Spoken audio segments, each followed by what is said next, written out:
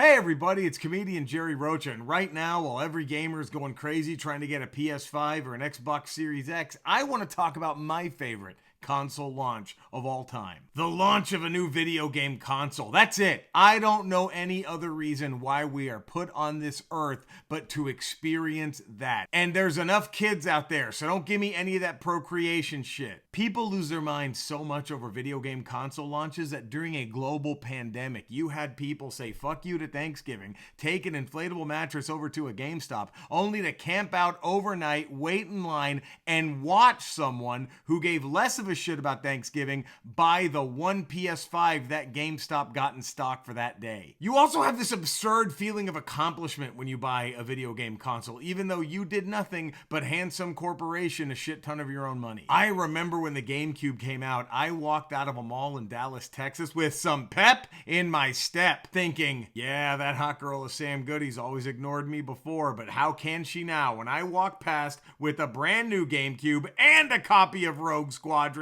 Poonanny City? Regrettably, she wasn't working that day, but the lady who worked at the Magic Eye poster kiosk, ooh, she gave me a look or two. When the Xbox 360 was launched, I remember feeling like a genius because all these people were camped out outside of Best Buys and GameStops, and I was like, wait a minute, Mom, Grandma, quit blowing into that inflatable mattress for me. I got an idea. Walmart's open 24/7. All I gotta do is get there around like 11:30ish, maybe check out what kind of action's happening at the little McDonald's on the inside, and then bam, right at midnight, mosey on over to electronics and pick up a new Xbox 360. No camping out bullshit. And it wasn't that half bad of an idea. I was the third guy in line, so we all rocked and rolled that night. I almost wanted to drive past all the people camped out at Best Buy and wave my new Xbox 360 out the window at them, to talk shit, but I didn't. I didn't want to be like one of those dogs with owners that walks past a Petco who's having adoptions that day with that "how those cages, losers" kind of swagger. And I don't give a shit how nice your dog is. They all pull that. My only regret is that I didn't go to a Target that night and camp out and get locked inside that Target and pick up the Xbox 360 in the morning. But while I was at that Target overnight, I also fell in love with Jennifer Connelly, who is also locked into the same Target overnight. If you get that reference too, then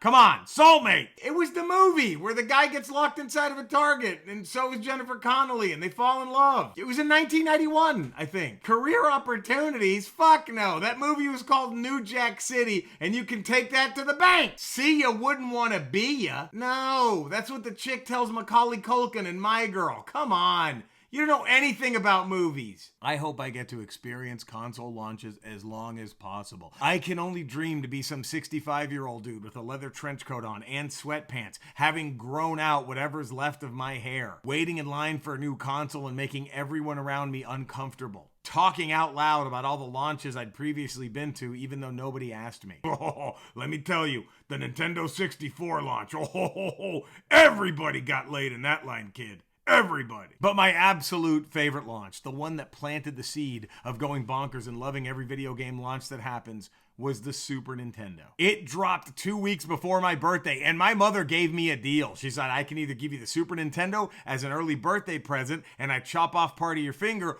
or you keep the finger, but you have to wait until your birthday to open it. I didn't want to wait. All right, that's not how it really happened. She actually chopped off the tip of my finger about a year later when I really wanted the game Pit Fighter as an early birthday present. It was worth it, too. Great fucking game. Fine, it got chopped off years later on a door in elementary school. I'm not making that up, but I did get a lot of sympathy poon from that Pit Fighter story. Okay, but back to the Super Nintendo and what made it so special. When the original NES came out, I had no idea what a console drop was. I didn't know anything about release dates. I was 8. I didn't give a shit. For me, it just kind of happened. When I was 8, the only dates I had committed to memory were my birthday and Christmas. That was it. Of course, now I know your birthday and our anniversary. Come on. When the NES dropped, the way I found out was when I came home from school and my next door neighbor was blaring Super Mario Brothers. And I was like, oh, whoa, shit, the Nintendo's out. And that poor family had to deal with every kid in that apartment complex suddenly wanting to come over all the time. And that's how you know how racist your neighbors are or aren't. Who they let come over. Let's just say we were lucky it was them who got the Nintendo. Had the family like 4 doors down been the first ones to have gotten the NES? There's no way. I would have had to have bleached my hair like that kid from The Outsiders just to have a chance to step inside that place. Or at least I had to have ritualistically burned all my mother's Jose Alfredo Jimenez albums and then swear an oath over their Ted Nugent albums to get in. So anyway, when the Super Nintendo came out, we were prepared. There were signs all over Toys R Us. Video game magazines in the summer were starting to run buyer's guides and preview issues, all that good shit. My uncle, who was addicted to painkillers and lived with us for a little bit, insisted there were going to be games you could actually have sex with. We were ready. And when it dropped, oh man, did it not disappoint. Super Mario World and F-Zero was all that I needed, and they held me over for a few more months until, of course, The Legend of Zelda: Link to the Past came out, and then I truly knew what love was. I've gotten jazzed for every single video game console launch since the Super Nintendo, but I'm never going to forget the excitement. Nothing is ever going to top